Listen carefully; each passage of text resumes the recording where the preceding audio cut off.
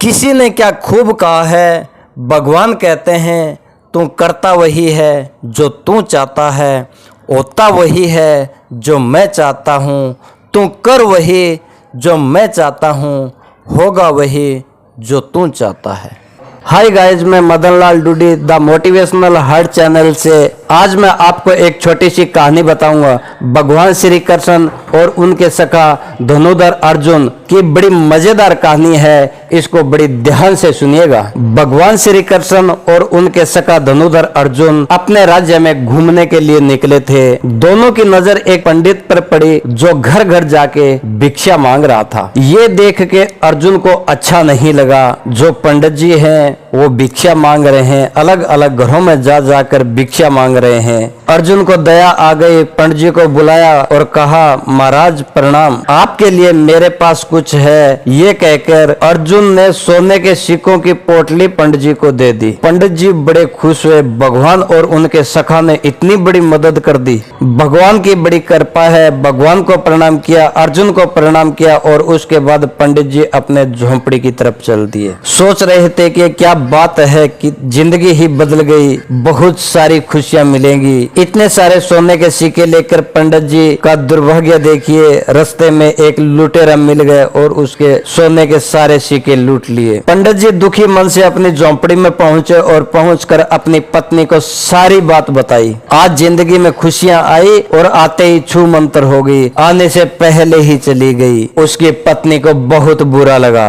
अगले दिन क्या करते, भिक्षा मांगने के लिए पंडित जी फिर चले गए। पंडित जी भिक्षा मांग ही रहे थे, उधर से भगवान श्री कृष्ण और उनके सखा अर्जुन घूमने के लिए निकले हुए थे। उन्होंने देखा पंडित जी तो आज भी भिक्षा ही मांग रहे हैं। ब्राह्मण को बुलाया और कहा, ब्राह्मण देव क्या हुआ?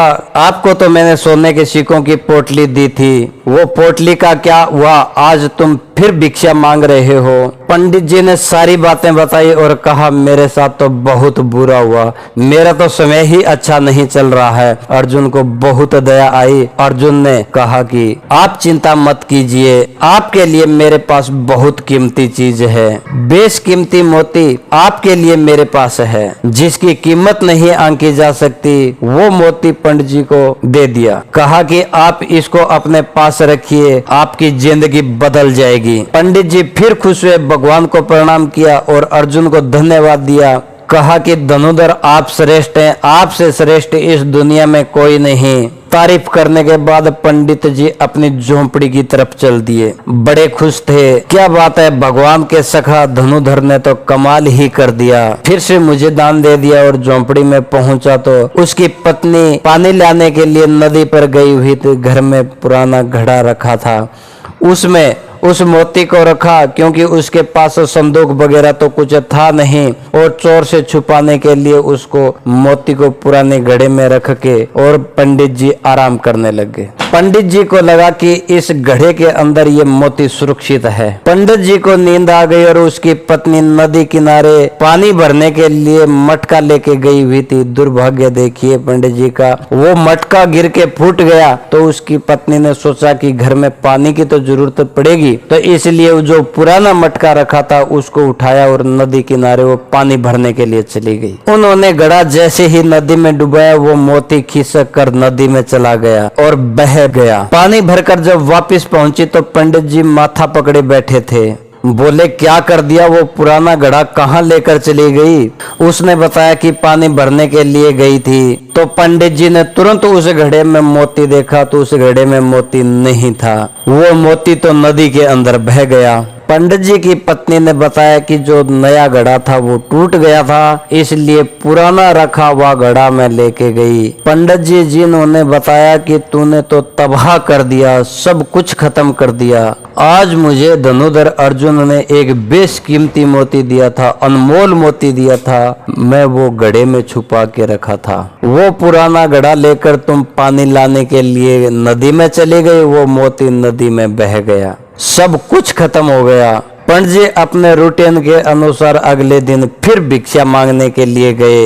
भगवान श्री कृष्ण और उनके सखा धनुधर अर्जुन फिर घूमने के लिए निकले थे और पंडित जी भिक्षा मांग रहे थे। अर्जुन ने देखा कि आज भी पंडित जी फिर भिक्षा मांग रहे हैं। ये पंडित जी वापस आ गए भिक्षा मांगने के लिए और बुलाया और पूछा कि क्या हुआ, जो आपको मोती दिया था उसका क्या हुआ। पंडित जी ने कहा कि क्या बताऊं महाराज, मेरा तो दुर्भाग्य चल रहा है। मेरी पत्नी वो पुराना घड़ा जिसमें मोती रखा था नदी किनारे ले गई। जैसे ही पानी बढ़ने लगी और वो मोती नदी में बह गया। अब ढूंढ भी लिया, वो मिल भी नहीं रहा है। भगवान की तरफ अर्जुन ने देखा, मदद कीजिए भगवान।